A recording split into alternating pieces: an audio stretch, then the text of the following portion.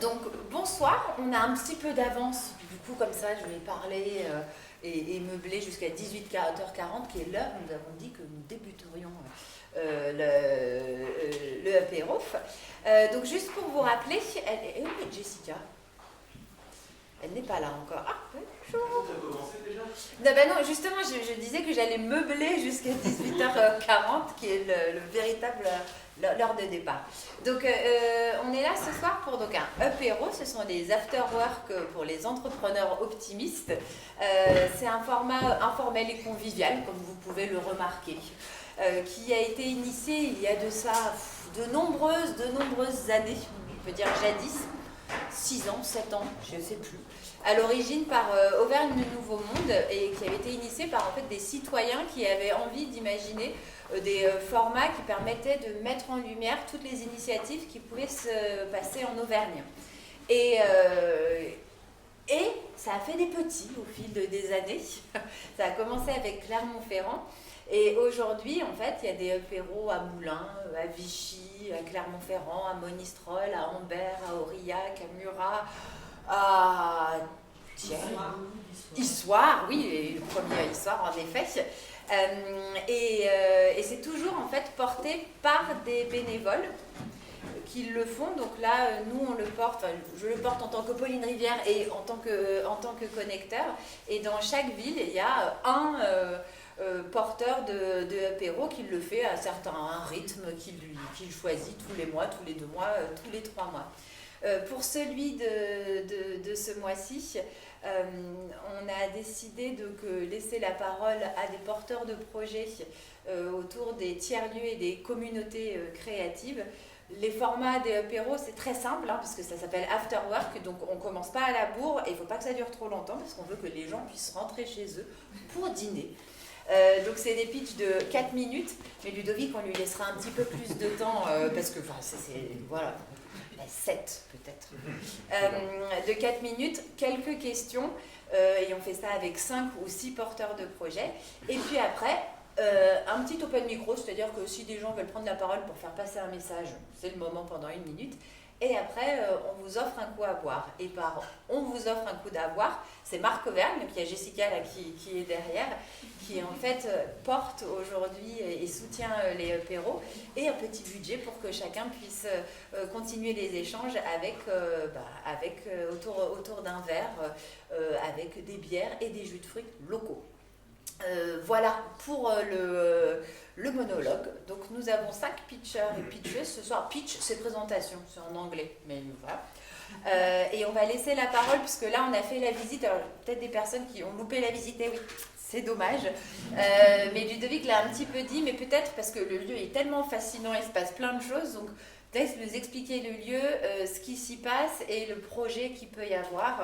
Et du coup je vais lancer une sorte de petit chrono. Et quand je fais c'est le moment en fait de se dire oh là là, il faut que je me. Voilà, c'est à toi. Bonjour à tous. Alors, pour vous expliquer ce qu'on fait un peu ici, on reprend très vite. Ceux qui ont la visite le savent déjà. Du coup, ici, ça a été un ancien théâtre musical avec des films de cinéma muet, etc. Ça a été un cinéma par la suite. Ensuite, c'était un théâtre club. Et depuis 2021, septembre 2021, la ville a repris ce lieu-là en gestion directe, puisqu'elle est propriétaire depuis 2004, mais il avait laissé en délégation à l'association qui était là depuis 1994. L'idée de ce projet-là, sachant qu'on sait que ce bâtiment-là a besoin de travaux, de mise aux normes, de travaux d'accessibilité, notamment pour les personnes PMR à l'étage, des gros travaux d'énergie, de travail sur ces questions-là, sur toute la partie thermique du bâtiment, qui est très mauvaise. Donc on sait qu'il y a ces travaux-là, plutôt que de laisser le bâtiment fermé, puisque ces travaux-là sont prévus en 26-27, plutôt que de laisser le bâtiment fermé pendant tout ce laps de temps, il a été décidé d'expérimenter le lieu par l'usage, pour que ces expérimentations-là viennent alimenter à la fois la réflexion bâtimentaire, architecturale du lieu, quels travaux on fait, comment on les organise, est-ce qu'on garde les mêmes espaces, est-ce qu'on casse tout et on refait un théâtre à l'italienne, est-ce qu'on fait plusieurs salles, est-ce qu'on découpe, est-ce qu'on fait des bureaux, etc., etc. Donc on expérimente plein de choses pour alimenter ces questions-là. On est accompagné dans ça par un collectif d'architectes, les Andins et Pixel 13, qui sont là pour suivre cette démarche-là et nous faire une pré-programmation architecturale. Et en parallèle de ça, on expérimente aussi la gouvernance de ce lieu-là. C'est-à-dire comment on fait fonctionner un lieu comme ça. La solution de facilité aurait été pour la mairie de faire comme la comédie, etc., de mettre un directeur artistique, une équipe technique qui décide, entre guillemets, de tout. Ce n'est pas ce qui a été décidé ici. Ce qui a été décidé ici, c'est qu'on réfléchisse tous ensemble à ce qu'on fait ici. Alors, comment on fait pour fédérer un collectif, etc.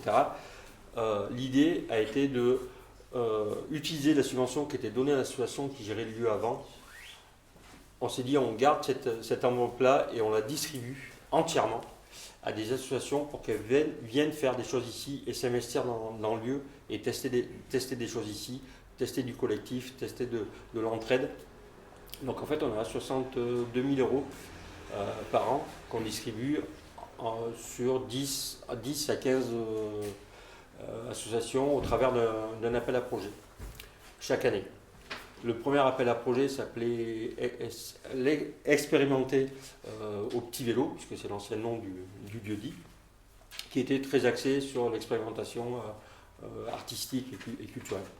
Le deuxième appel à projet, donc qui court sur toute l'année 2023, s'appelait Habiter au lieu-dit, où là on a mis l'accent et on l'a ouvert aux associations culturelles, mais aussi aux associations d'éducation populaire.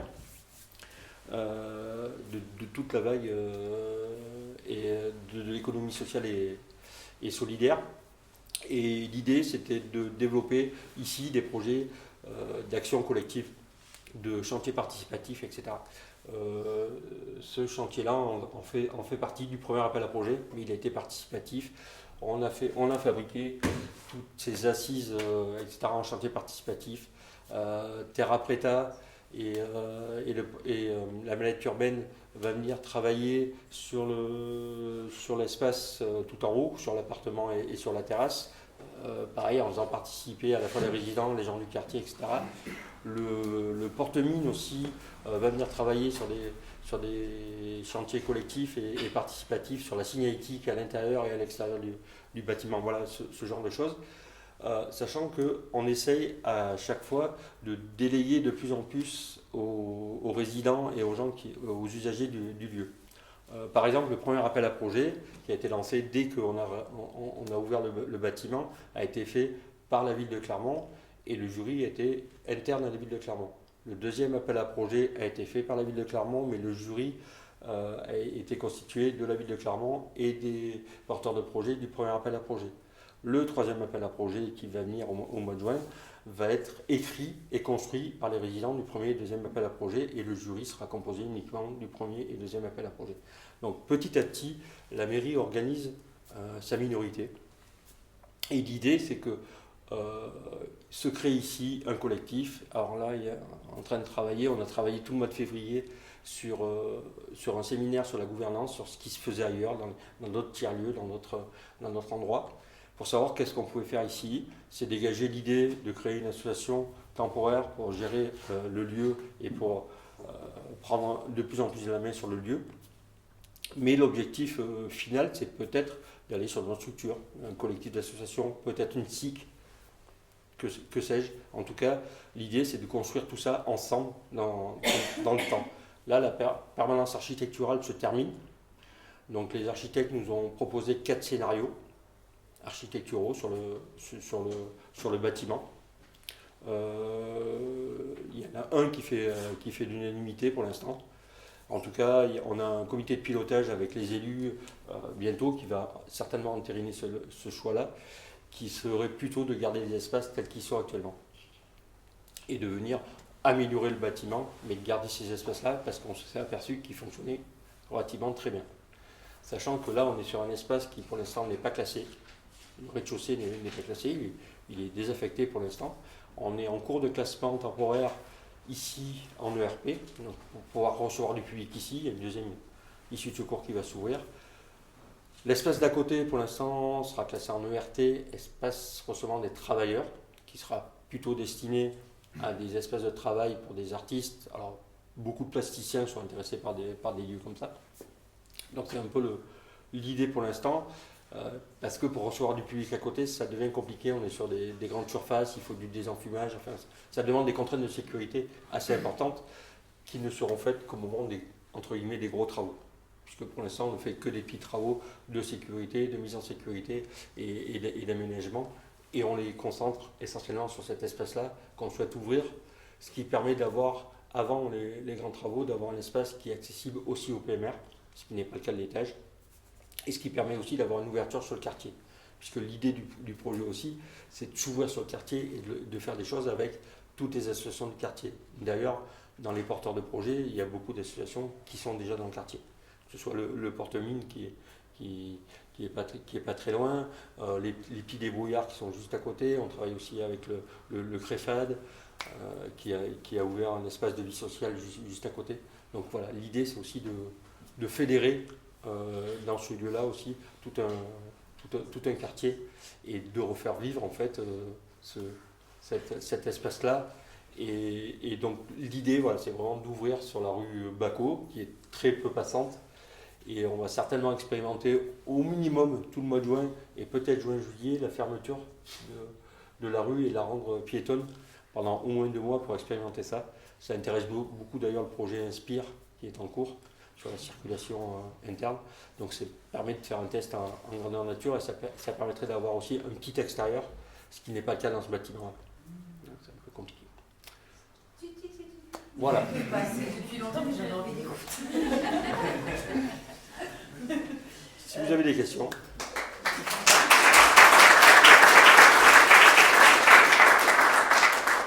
Est-ce qu'on connaît déjà le thème de la projet Non. 2024 ?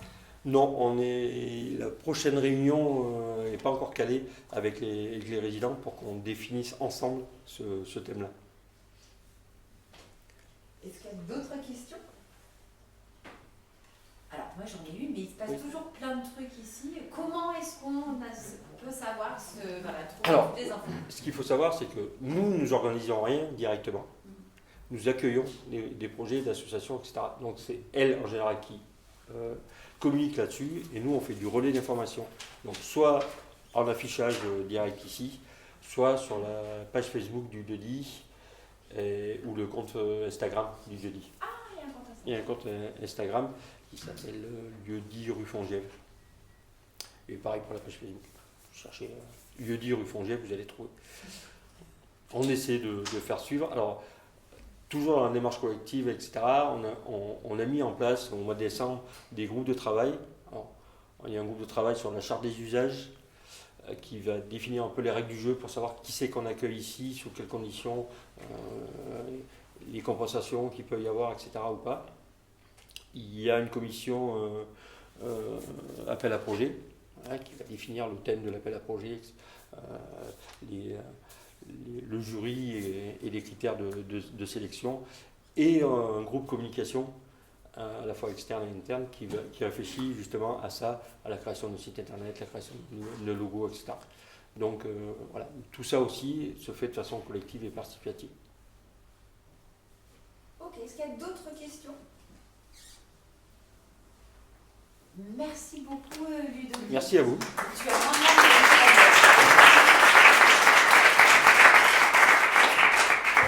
justement pour être un peu dans la continuité et comme le nom porte-mine a été évoqué plusieurs fois, je me dis mais peut-être que ce serait complètement pertinent.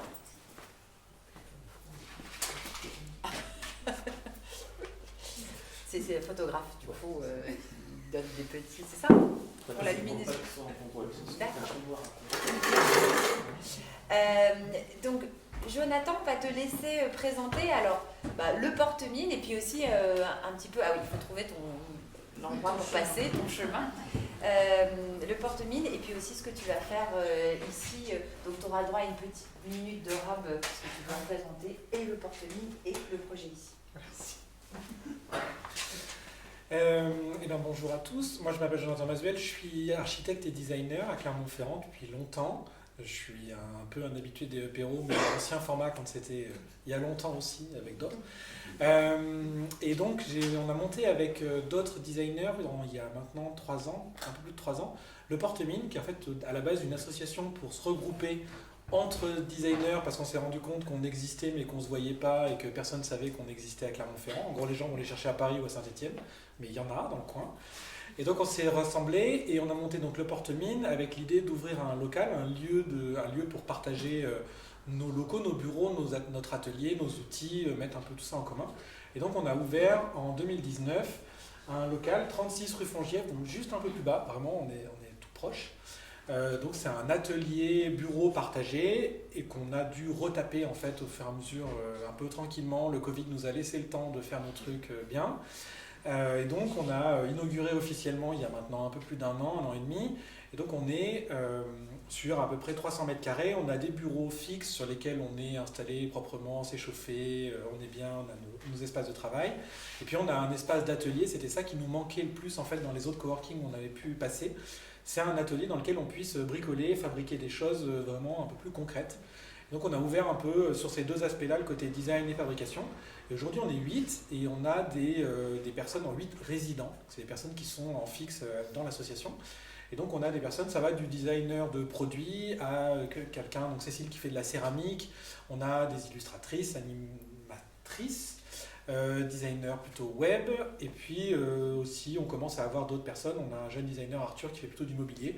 Ça évolue, ça change un peu selon les moments. On a des personnes qui sont déjà parties, d'autres des nouvelles qui sont arrivées. Et donc on avise, nos projets, on les mène chacun de notre côté, on a chacun notre entreprise. Le Porte-Mine, c'est une association qui nous permet de louer le local et de porter nos actions. Mais ça nous arrive de croiser les projets entre nous quand on veut, quand on peut, quand on a besoin. L'association peut porter aussi ces choses-là. Et on commence un peu à s'ouvrir dans le sens où, enfin ça fait maintenant un moment qu'on s'ouvre, mais de plus en plus, dans le sens où on organise tous les mois ce qu'on appelle un apéro design.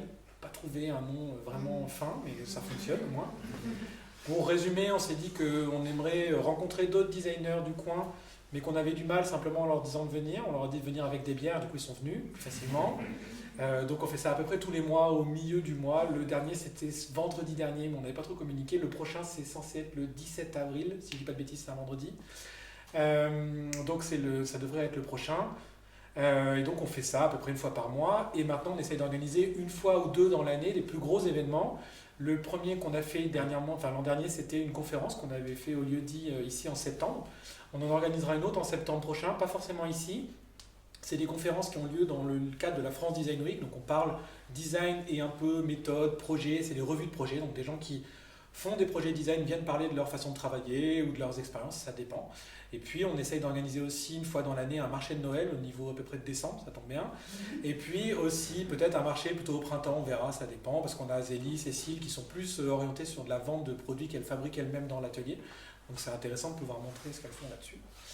Et puis voilà, donc le Porte-Mine est revenu plusieurs fois quand Ludo parlait parce qu'on a répondu donc, au deuxième appel à projet. Et nous, on a proposé une méthode de travail plutôt tournée sur la question des outils de communication, on va dire, dans le lieu physique.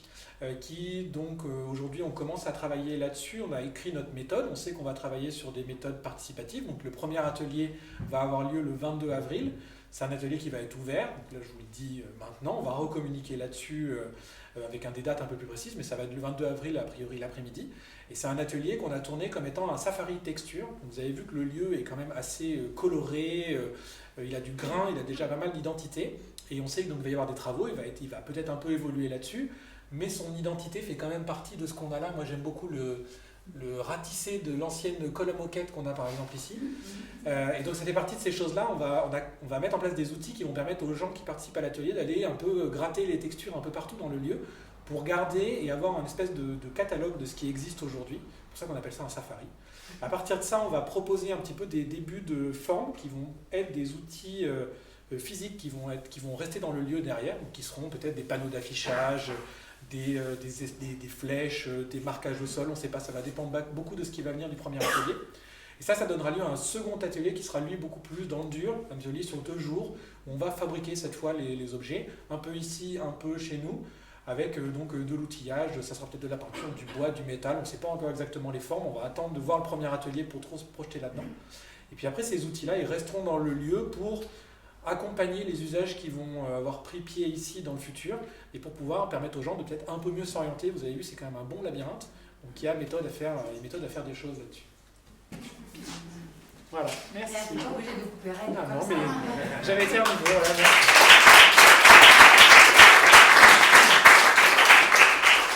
Est-ce qu'il y a des questions? Oui. Ce safari de texture, Oui. il est ouvert à tout le monde Oui. ou juste à des artistes? Non, il est ouvert à tout le monde. Il sera ouvert à tout le monde. L'idée, c'est que tout le monde puisse participer. On va déjà, le premier temps de communication qu'on va avoir, c'est avec les résidents, puis ensuite, on va l'ouvrir plus large. Mais l'idée, c'est vraiment de venir participer. Nous, c'est des outils, c'est des méthodes qu'on a avec plusieurs de l'atelier de faire du participatif. L'idée, c'est vraiment, on vous met des outils en main, puis vous faites des choses un peu comme on l'a écrit ou autrement, si vous préférez. Et à la fin, on voit ce que ça rend, la forme que ça a et le rendu que ça peut apporter. Ok, merci. Et c'est quoi, il y a déjà une date ou pas? C'est le 22 avril. Ah, 22 avril. 22 avril, après-midi. Parce que tu as dit le design, en fait, par exemple les apéros design, qui est le bienvenu? Tout le monde. Dans le sens où. Ah non, si, c'est tout le monde. Dans le sens où c'est nous une façon de nous connaître entre designers, parce que des fois on se voit pas trop. Et puis c'est aussi une façon pour les gens qui sont curieux de voir un peu ce qu'on dit, ce qu'on fait, comment on le raconte, et qu'on n'est pas mystérieux, des faux artistes dans leur coin. On peut dire des choses aussi et on peut discuter là-dessus. Nous, on est ouvert à expliquer nos méthodes. C'est des fois un peu obscur la façon dont on bosse. Mais c'est intéressant, donc vraiment tout le monde peut venir. Nous, en fait, les dates, on les affiche sur notre Instagram et notre site. Notre Instagram, c'est sûr, le site, ça dépend des fois. Mais on communique essentiellement là-dessus. C'est le porte-mine atelier, c'est tout simple, ça fonctionne bien. Donc, on pourrait nous trouver. Est-ce qu'il y a une autre question? C'était très bien expliqué. Merci. Merci.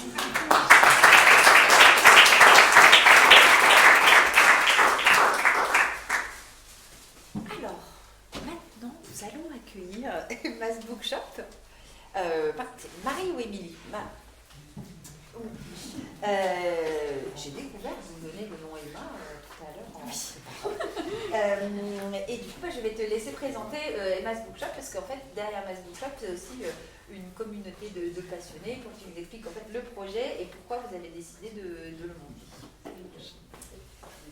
Donc 4 minutes. Bonjour à toutes et à tous. Du coup, je m'appelle Marie et avec ma collègue Émilie, on a ouvert une librairie café internationale il y a une bonne année et demie. On est entre la cathédrale et la mairie, vraiment au centre-ville. Et en fait, on est une librairie spécialisée en langue étrangère. Et puis on fait aussi café, parce que du coup on parle de communauté aussi ce soir, et c'est vrai que nous en fait on est ouvert évidemment à toutes les personnes qui sont intéressées à la fois par les langues et ou par les livres, mais aussi aux personnes qui aiment bien boire du jus et du café. Donc à peu près à tout le monde en fait, donc, et c'est un peu une des valeurs qu'on essaie de transmettre aussi avec la librairie, c'est qu'on reste ouverte à toutes et à tous, donc voilà. Et puis la librairie, on organise des événements. C'est quelque chose qu'on avait en tête avant même d'ouvrir la librairie et qu'on a mis en place dès l'ouverture de la librairie et qui continue à bien fonctionner, à s'amplifier même au fil des mois. Et parmi les événements qu'on fait, on fait des clubs de lecture, donc c'est des moments de rencontre, de discussion autour de livres. Pour l'instant, c'est principalement en anglais et en espagnol. Après, on fait des moments de partage de coups de cœur de lecture. On fait des moments pour les enfants aussi, des heures du conte, mais en anglais ou en espagnol. On va en faire une en allemand. Donc voilà, et en fait, la plupart des événements viennent de nous. Donc c'est nous qui avons les idées, qui les mettons en place. Mais ça arrive aussi, et de plus en plus en fait, qu'on nous contacte. Par exemple là, pour une lecture en allemand, c'est quelqu'un qui a des enfants, qui est allemand et qui se disait que ce serait bien d'avoir des lectures en allemand aussi. Et bon, nous on parle pas allemand, mais on est très contente que ça ait lieu et que cette personne du coup fasse des lectures. Donc c'est vrai qu'on est aussi très ouverte à des propositions qui touchent toujours aux langues et aux littératures étrangères. Donc voilà, que dire de plus du coup, on est la seule librairie spécialisée en langue étrangère en Auvergne. Et du coup, nous-mêmes, ma collègue et moi, on est toutes les deux lectrices en langue étrangère. Et donc c'est vrai qu'on se disait qu'on n'était peut-être pas les seuls à Clermont à lire en langue étrangère. Et de fait, on n'est pas les seuls. Je vois d'ailleurs plusieurs clients ici. Donc voilà, c'est vrai que c'est parti vraiment de nos usages, nos habitudes à nous. Et puis après, évidemment, on a fait une étude de marché, etc. On était accompagnés par BGE. Et pour voilà, avancer sur le projet. Et puis voilà, les choses se sont faites, on a trouvé un local, etc. Et puis on a réussi à trouver une clientèle et de plus en plus de gens nous connaissent aussi. Donc c'est vraiment ça fait qu'1 an et demi qu'on est ouvert, mais c'est vraiment en train d'évoluer. On voit tous les jours des nouveaux clients, etc. Donc voilà, et puis la librairie, on essaye d'être... je disais tout à l'heure, ouvert à toutes et tous, et ça se transmet par notre accueil très chaleureux, mais aussi par la sélection de livres qu'on a. Enfin, voilà, on essaie d'avoir des livres qui pourraient plaire à tout le monde. Il faut lire les langues étrangères, c'est quand même un biais, mais voilà, soyez les bienvenus.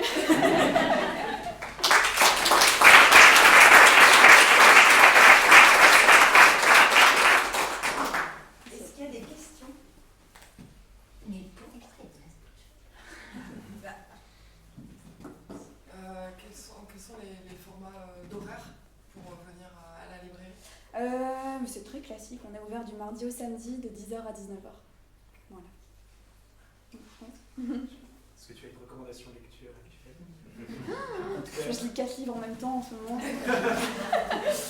Mais je suis en train de lire un super livre. C'est un essai. C'est sur les finances. Le titre c'est Girls Just Wanna Have Fun. Et c'est sur la finance féministe en gros. C'est super intéressant. Et par ailleurs, je viens de finir un mystère historique tout à fait passionnant qui s'appelle Pandora, avec un vieux vase grec antique, mais à Londres au XVIIIe siècle. Enfin, voilà. J'ai des lectures vraiment très, très variées. Et puis c'est ce que je disais, on essaye... déjà on lit un petit peu, on essaie d'avoir des lectures variées pour pouvoir les conseiller au mieux aux clients. Et puis pour organiser des clubs de lecture aussi, etc. derrière. Et puis voilà, les livres qu'on a à la librairie, on change. On a un fond qui est fixe, mais après on essaye toujours toutes les semaines on a des nouveautés qui arrivent, etc. Donc on essaye de rester au plus près de l'actualité des différents pays dans lesquels on va chercher les livres. Et tu lis combien de livres à l'année?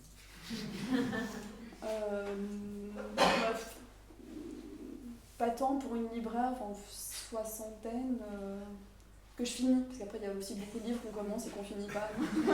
mais ouais. Voilà. Est-ce qu'il y a d'autres questions? Et du coup, pourquoi Emma's Bookshop?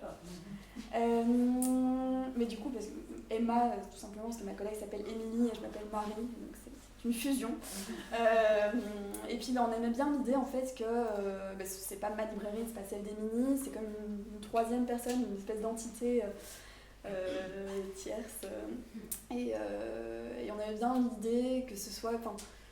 En fait, l'ambiance de la librairie qu'on avait envie de transmettre, notamment avec le nom, c'était que quand on va à la librairie, c'est comme si on allait dans le salon d'une dame anglaise peut-être, où voilà, on se retrouve, on est un peu chez Emma, c'est pas vraiment chez nous, mais c'est chez quelqu'un, on se dit qu'elle habite un peu à la librairie, et puis c'est un petit clin d'œil à Jane Austen aussi. Voilà. Une autre question? Merci beaucoup.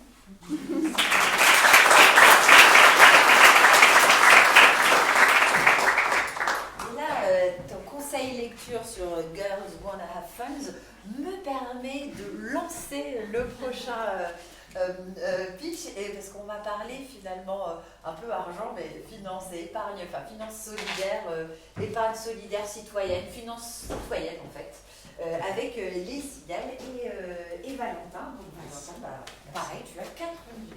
Merci. Bien, bonsoir à toutes et à tous. Donc moi c'est Valentin. Certains et certaines me connaissent peut-être déjà avec la casquette de conseiller formateur au sein de BGE. Mais ce soir, je viens vous présenter plutôt donc les Cigales. Les Cigales, donc, ce n'est pas un club de lecture, donc rien à voir avec les fables et autres. Ce n'est pas un club, un ciné-concert ou autre, parce que rien à voir avec le chant des cigales non plus. Les Cigales, c'est un club d'investisseurs. Un club d'investisseurs pour une gestion alternative et locale de l'épargne solidaire. Je vais juste rebondir sur déjà juste la définition, ou du moins du sigle des Cigales. Pour déjà vous rassurer que les Cigales, ce n'est pas un club d'investisseurs vraiment uniquement pour les experts financiers, ni pour les experts marketing, financiers et autres. C'est vraiment pour tout le monde, avec vraiment pour objectif de mettre en commun l'épargne et donc financer des projets engagés au niveau local, donc les commerces de proximité, avec en tout cas des projets qui ont une vocation voilà, une vocation sociale, sociétale, environnementale, ou en tout cas de proximité.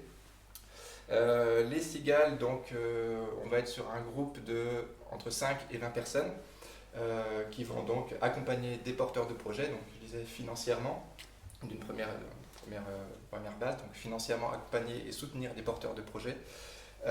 C'est aussi accompagner moralement et humainement tous les porteurs de projets. C'est-à-dire de prendre part aussi à l'aventure entrepreneuriale, ou en tout cas avec le porteur de projet. C'est par exemple, c'est déjà arrivé que des cigaliers, donc les personnes qui intègrent les clubs cigales, donnent un coup de main pour repeindre un local, par exemple. Donc on voit que ce n'est pas uniquement financier. C'est déjà arrivé que juste pour trouver un nouveau concept, faire évoluer un concept existant, là aussi le club cigale peut intervenir pour trouver de nouvelles idées, aider l'entrepreneur ou l'entreprise. Pour le côté financier également, donc on est sur un minimum en tout cas de cotisation mensuelle à 7,50 €. Donc on voit encore une fois que c'est vraiment accessible à tout le monde. Donc de 7,50 € à 450 € par mois et par personne donc, qui font partie du club Cigale. Voilà, en moyenne on est sur entre on va dire 20 €, souvent les personnes mettent 20 € par mois dans la Cigale pour financer des projets. Et ensuite, donc, les projets, il y a un appel à projet, on finance les projets, et au bout de 5 ans, la Cigale, le club Cigale se met en sommeil, et ensuite les porteurs de projets remboursent finalement l'argent qui aurait été prêté. Par rapport au statut des porteurs de projets, ça peut être autant associatif que entreprise individuelle, que société avec aussi une entrée au capital, en tout cas des sociétés. Ça peut être un apport en compte courant d'associés. Je ne rentrerai pas dans les termes techniques des statuts juridiques et autres. Mais voilà, donc l'idée, avant tout, c'est une aventure aussi humaine où un collectif, et c'est la thématique de ce soir, un collectif de personnes, donc je disais entre 5 et 20 personnes, vont aider, soutenir un projet financièrement, mais aussi humainement, moralement, etc. Voilà, je pense avoir fait le tour. Si vous avez des questions plus précises sur le club Cigale. En gros, c'est comme si on faisait un prêt à taux zéro, ça leur évite de passer par la banque.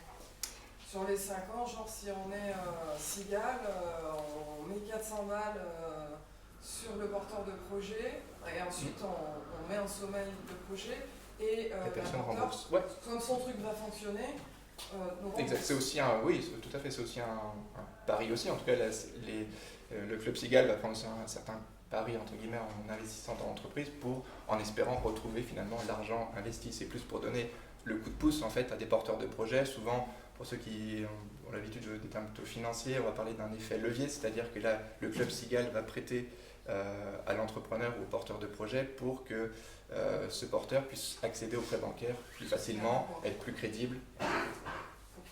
Pour qu'il ait un apport, ouais, tout à fait. Mais du coup, en fait, comment ça se crée un club et comment on trouve et comment ça se passe en fait la mise en relation entre plein de gens qui Ouais. ont envie et des porteurs de projets qui ont besoin. C'est toute la complexité. Et d'où ma présence ce soir aussi. Et merci pour l'invitation. C'est que, en tout cas, sur le Puy-de-Dôme, il y a très peu de clubs cigales. Il y en a un qui vient tout juste de se terminer, qui s'est mis justement en sommeil, qui s'appelle justement les Cigales La Fontaine, je crois. Hommage. Qui s'est mis en sommeil. Donc on n'a plus beaucoup. Là où les clubs cigales sont très actifs, c'est vers Grenoble, vers Lyon. Il y en a énormément à Lyon, il y en a énormément. Et donc là, la dynamique à Clermont et dans le Puy-de-Dôme, c'est un petit peu perdu. Et donc là, j'essaye avec l'antenne aussi régionale de relancer la dynamique des clubs cigales dans le Puy-de-Dôme. Donc ce soir aussi, c'était avant tout pour si d'autres personnes veulent rejoindre et constituer avec moi et d'autres personnes un club cigale, ce sera avec plaisir. Et si aussi vous voulez créer votre propre club cigale de votre côté, c'est tout à fait possible et je vous y invite également à réfléchir avec votre entourage, des personnes que vous connaissez, etc. Donc voilà, c'est autant pour rejoindre un club qui est peut-être en train de se construire là en ce moment que d'en construire un aussi de votre côté. Par rapport aussi à la dynamique actuelle que je porte avec d'autres personnes, demain, au Café Les Augustes, on a un apéro cigale, si vous voulez justement découvrir davantage sur les cigales, discuter avec d'anciens cigaliers, d'anciens bénéficiaires qui ont pu bénéficier en tout cas de l'accompagnement des cigales, et puis rencontrer la salariée qui chapeaute en tout cas l'antenne régionale. Ce sera donc demain à partir de 20h au Café Les Augustes. Voilà. Il y a une question là. Une petite question. Pourquoi le besoin de mise en sommeil? C'est plus, ils prennent 5 ans pour financer les projets, après ils se mettent en sommeil pour récupérer l'argent pour que les... Et ne peut pas continuer C'est-à-dire pour d'autres projets. Ils investissent. Ah, Oui. c'est le Ils système qui investissent est... sur d'autres projets, mais le premier Ouais. projet...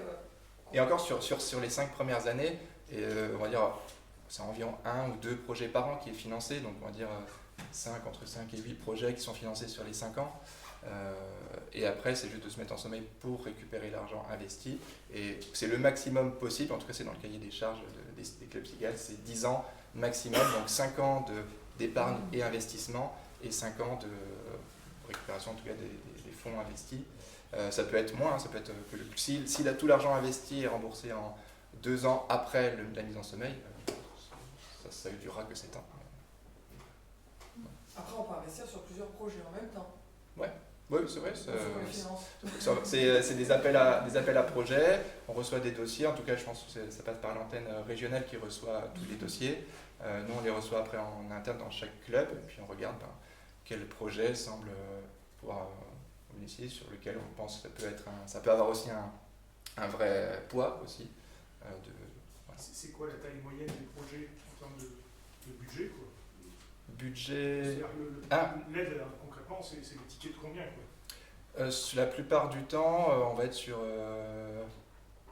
2-3 000 euros qui est en tout cas prêté à un porteur de projet, parce qu'en moyenne on est sur 3 4 000 par an épargnés. Souvent j'ai fait un calcul rapide tout à l'heure, si on est qu'il y a 15 personnes qui mettent 20 euros chaque mois, on est sur 3 600 euros par an. Donc c'est à peu près ce qui se passe dans les clubs cigales, à peu près entre 3 et 4 000 euros par an. Donc s'il y a 2 projets financés par an, 2 000 chacun à peu près. Encore une fois, ça c'est pas une science exacte, c'est vraiment selon les dossiers reçus, etc. Est-ce qu'il y a d'autres questions? Je peux peut-être illustrer par quelques exemples que j'ai en tête, des projets qui ont été en tout cas soutenus par les cigales. On a à Rochefort-Montagne, il y a le chien qui louche, qui était soutenu aussi, parce que justement les banques ne croyaient pas au projet, avaient du mal à suivre, et du coup c'est via en tout cas un investissement des cigales que ça a vraiment tout débloqué et que maintenant ça marche plutôt bien, donc ça c'est cool. On a le grain aussi, qui a été soutenu par les cigales. On a les pieds débrouillards aussi. Qui a été soutenu il y a quelques années, effectivement, sur une structure déjà existante pour avoir un fonds de trésorerie. Yes. Il y a aussi, ça peut être des fois juste un installateur de panneaux solaires qui a été financé il y a 2-3 ans par justement le club La Fontaine. Voilà, donc quelques exemples en local. Donc c'est vraiment des financements des projets locaux avec vraiment une vocation sociale, environnementale. de proximité. C'est pas forcément de la création en fait, c'est peut être quelqu'un qui est déjà là-dedans. Ah oui, oui, oui. Ouais. Oui, ça peut être aussi dans le développement. Ouais. Mais il faut qu'il y ait un numéro cirette derrière. Oui. Est-ce qu'il y a d'autres questions pour la cigale, les cigales, Valentin? Ah oui, bah parce que là, du coup, je porte aussi finalement un peu la dynamique. Après, à l'intérieur, chaque cigale aussi a un gérant, un trésorier, etc. Moi, à l'intérieur, je ne saurais pas quel rôle j'aurais. Je ne sais pas si j'aurais beaucoup de temps non plus à... Mais tu portes voix. Mais voilà, ouais, tout à fait. Donc, voilà. En tout cas, avec plaisir de continuer en tout cas cette dynamique avec certains d'entre vous, si ça vous vote. Voilà. Merci beaucoup.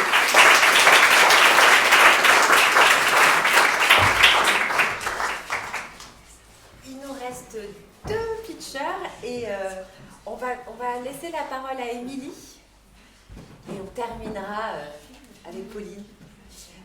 Émilie, que j'ai eu la joie de rencontrer jury BGE, justement c'est une BGE en force aujourd'hui, et qui va vous présenter son projet chez Colette. Et je te laisse la place. Est-ce que c'est bon comme ça, Lola? Vas-y, c'est ton moment. Ok.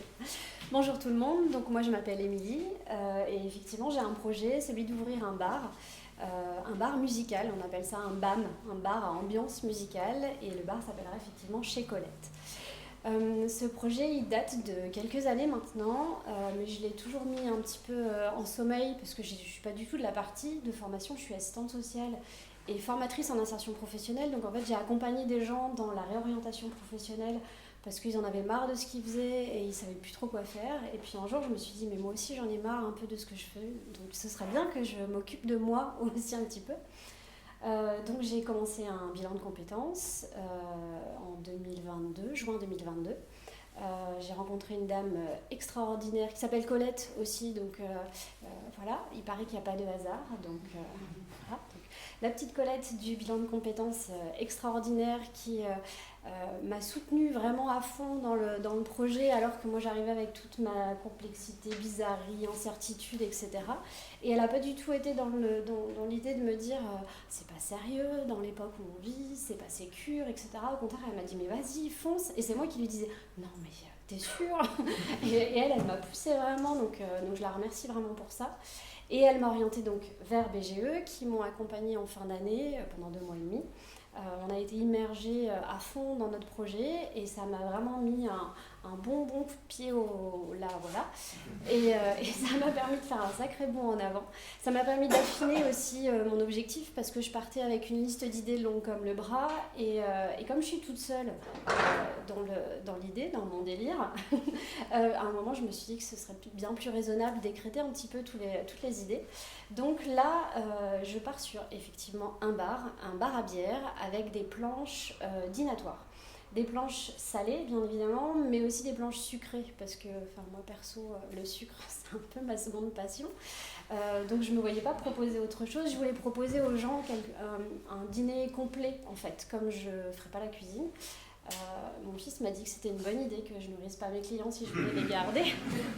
Donc voilà, trouver des fournisseurs locaux, bien évidemment, et proposer une petite carte qui tournerait assez régulièrement.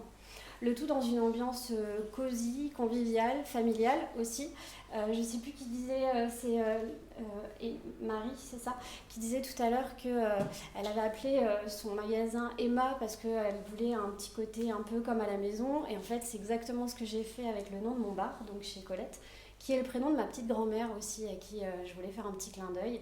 Donc l'idée, c'est de faire un petit lieu cocon, familial, avec des objets, meubles de récup, dépareillés, où tout le monde pourrait se sentir bien et à l'aise. Et comme je vous disais en entrée de jeu, ce sera un bar à ambiance musicale, puisque la phrase que je répète le plus, je crois, c'est la musique, c'est la vie. C'est un peu bête, mais je crois que vous demanderez à mon fils, je le saoule avec ça tous les jours, il y a de la musique tout le temps, on fait de la musique tout le monde, tout le temps. Et je ne me voyais pas ne pas baigner là-dedans aussi de par mon travail.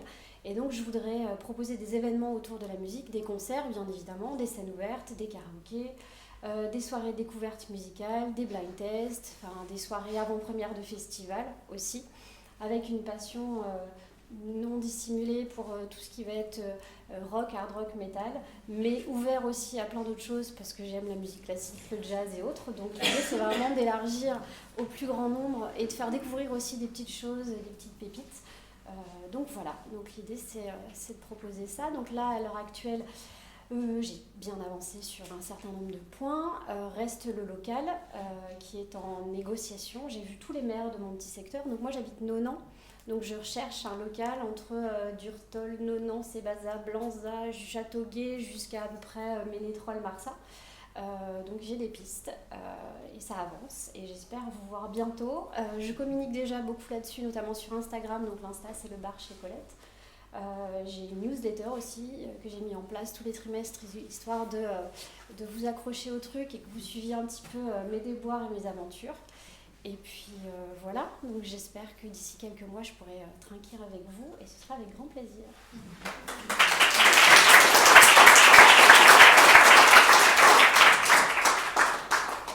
Est-ce qu'il y a des questions?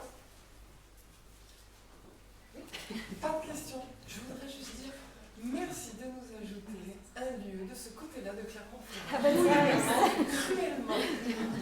À votre service. C'est ce que j'ai constaté en fait en habitant à Nonant et j'ai fait toute mon enquête. D'accord. J'ai fait toute mon enquête client là-dedans, enfin dans ce secteur-là, et j'ai eu 225 réponses et 225 oui, s'il vous plaît, venez par là. Donc voilà. Est-ce qu'il y a une autre question? J'ai un très bon pitch aussi. Merci.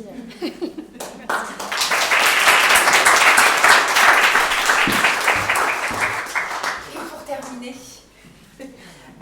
on va laisser la parole à Pauline de Coworkit. Alors on n'est pas complètement impartial sur le sujet, puisque Coworkit c'est l'espace de coworking dans lequel nous sommes avec le connecteur. Ah, et Papa Ours est là aussi, c'est le tenancier de la figure. Et donc je vais leur laisser présenter finalement, je ne sais pas de quel côté regarder, la nouvelle programmation. L'état d'esprit va déjà présenter Coworkit, ce que c'est, qui sont les gens qui sont dedans et ce que vous avez, ce qu'on propose depuis cette année. Donc il faut se mettre là. Bon, on a prévu que je commençais. Bonjour à ceux que je connais pas, à ceux que je connais. Donc Coworkit, de manière factuelle, aujourd'hui c'est un espace qui fait 300 mètres carrés. On a commencé à déborder chez les voisins, on a récupéré 200 mètres carrés de chez eux. Et si jamais il y a des espaces sous-utilisés que vous connaissez, n'hésitez pas à les proposer. On pourra peut-être les exploiter. On est aujourd'hui sur deux espaces, une trentaine de personnes avec une possibilité de monter à une quarantaine. Avec un esprit quand même assez orienté culturel, parce qu'on est dans un lieu qui est quand même très atypique, parce que là, le centre c'est quand même une ancienne menuiserie, avec donc ce côté un peu industriel, brut, un peu comme on peut voir dans certains films, les locales de créatifs. Dedans, on a un peu tous les métiers. Ça va des métiers de la tech à des métiers créatifs, des médias. Ensuite, les événements se créent de manière un peu informelle aujourd'hui.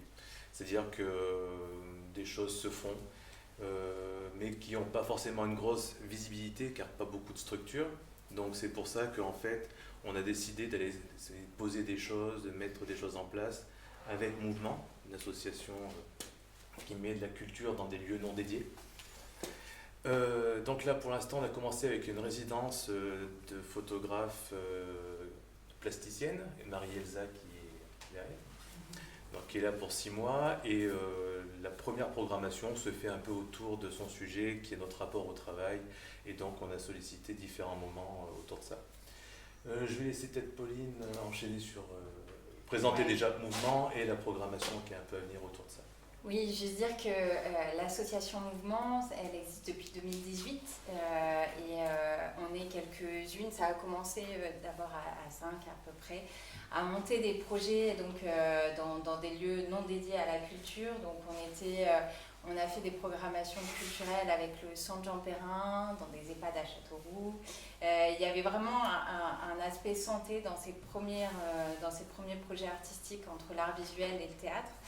Et du coup, depuis quelques temps, la Covid est passée par là, le besoin de créer en dehors de lieux et de scènes culturelles dédiées, en tout cas de créer au niveau d'être tout en amont sur la phase de recherche et d'expérimentation, se fait de plus en plus sentir et donc il s'est fait sentir davantage dans ce lieu dans lequel j'ai également mes bureaux, qui est donc le Coworkit, et qui a ce studio photo, vraiment une sorte d'espace, un volume un peu particulier. Et l'idée était de lancer une première résidence qui soit une résidence d'expérimentation, vraiment, parce que l'idée c'est... donc Marie-Elsa a été choisie à l'issue d'un petit appel à candidature, et l'idée c'était qu'elle puisse proposer... Elle a orienté un petit peu ses recherches sur le rapport au travail, sur le fait de vouloir nous interroger un petit peu là-dessus, collecter des récits, des fragments des gens qui étaient là ou des gens qui sont autour du cowork.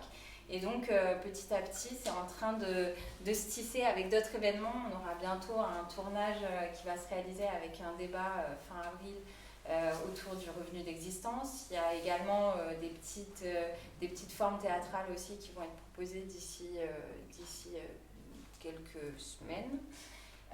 Donc voilà, c'est des choses qui se font au fil de l'eau. C'est la première fois qu'on essaye aussi d'expérimenter un bout de programmation, et c'est vraiment autour de la résidence de Marie-Elsa qu'elle se fait. Avec une idée de présentation ou en tout cas d'ouverture sur ses recherches sur les arts en balade, donc fin mai. Fin mai, vous êtes vraiment les bienvenus pendant plusieurs jours. Il y aura des petites performances, il y aura différentes choses, et puis surtout on pourra discuter avec Marie-Elsa, voir un petit peu comment cette résidence, ce temps de résidence lui a permis de faire émerger un travail particulier, ou en tout cas des pistes de travail qu'elle va ensuite bien sûr continuer d'explorer dans d'autres lieux et à d'autres endroits. Voilà. Petit complément, donc pour avoir des informations sur la programmation, tout ça, nous c'est un peu l'inverse de Jonathan, le porte-mine. Allez plutôt voir notre site internet que les réseaux sociaux. Et encore. Oui, non mais quand même plus. Hein. Et après, il y avait aussi peut-être des appels à idées. Voilà. Non mais... Ah oui, d'accord. Oui. Appel à des jeux de scène. On a super bien préparé avant. Non, oui. Alors, l'idée, c'est que ce lieu, il reste complètement ouvert et qu'il y a encore plein d'autres événements qui se fassent de façon assez naturelle. Moi, c'est vrai qu'avec l'association Mouvement, le travail, il est vraiment focalisé sur le fait de vraiment aider à rendre cette résidence avec Marie-Elsa le plus visible possible, la plus fructueuse possible et la plus utile pour elle. Donc après, il y a tout un tas de propositions qui nous sont faites des fois pour venir dans ces lieux, pour organiser un petit temps de rencontre, des conférences, il y a même des ateliers de dessin qui se font, enfin une pratique du dessin qui se fait de façon libre tous les 15 jours le mardi. Enfin voilà, il y a toutes sortes de choses et pour lesquelles bien sûr on est complètement ouvert, que ce soit Claude ou moi, à recevoir les idées et à intégrer ça dans la programmation. Voilà. Mais bon.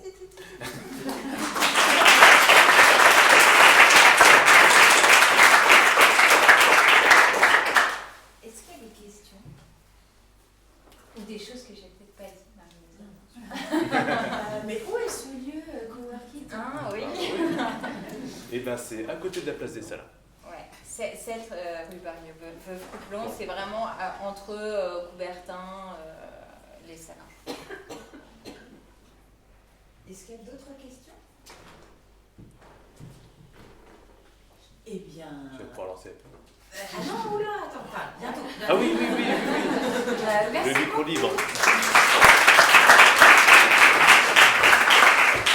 En effet, on va se remettre en mouvement parce que plus on reste assis, plus il fait froid. Oui, d'accord.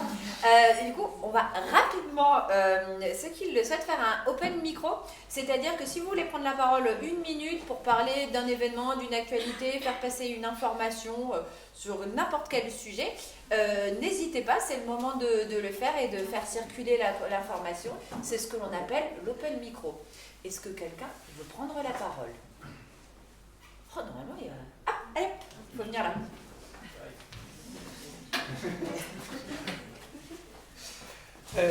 Bonjour à chacun et chacune d'entre vous.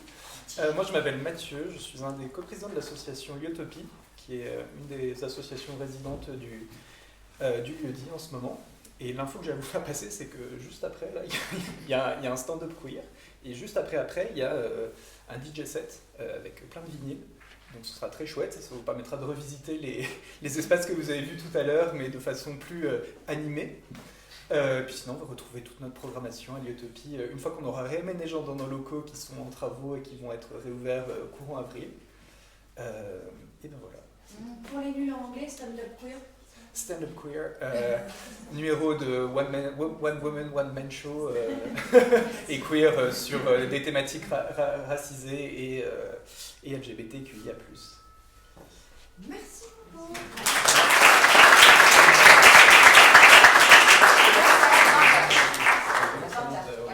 Il reste quelques places. Est-ce qu'il y a information à faire passer? Oui. C'est le but. Ça réchauffe comme ça en fait. Bonjour, bonsoir à tous. Donc, je suis Mélina Tolsi, je suis ostéopathe et j'ai ouvert en fait la Maison Genao, qui est un espace dédié à la santé féminine principalement, mais aussi à la périnatalité, parentalité et les familles. Et c'est un lieu donc, qui se veut en tout cas mettre en place des consultations autour en fait, de ces thématiques-là, mais également des événements, des ateliers, des animations, des conférences. Et justement, on a un atelier prévu le 15 avril. Donc la Maison Genao, c'est à Clermont-Ferrand et c'est au 44 rue Proudhon. Donc pour l'atelier, c'est un événement concernant le postpartum. Donc comment justement bien vivre et vivre sereinement en fait son postpartum. Donc n'hésitez pas à parler autour de vous. Je suis également donc, sur les réseaux sociaux, donc Maison Genao. Donc n'hésitez pas à venir à notre rencontre. Merci.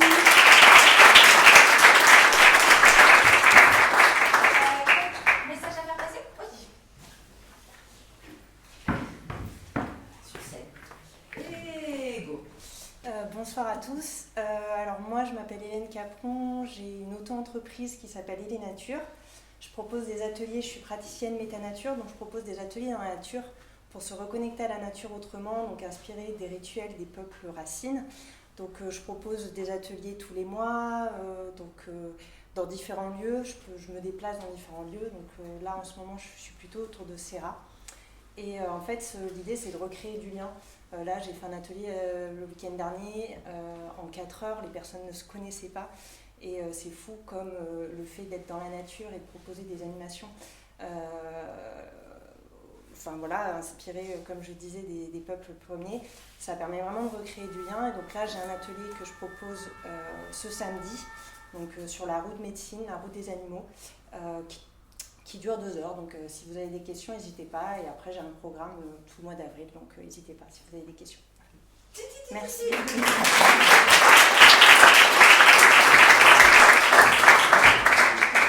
Quelqu'un peut passer un message? Et bien, s'il n'y a pas de message, je vais clôturer ce apéro communauté créative et tiers-lieu. Donc, merci beaucoup d'être venus aussi nombreux. Il fait un petit peu frais, donc nous allons nous mettre en mouvement et regarder par là-bas. Enfin, vous allez regarder dans quelques minutes, le temps qu'on sorte les apéros.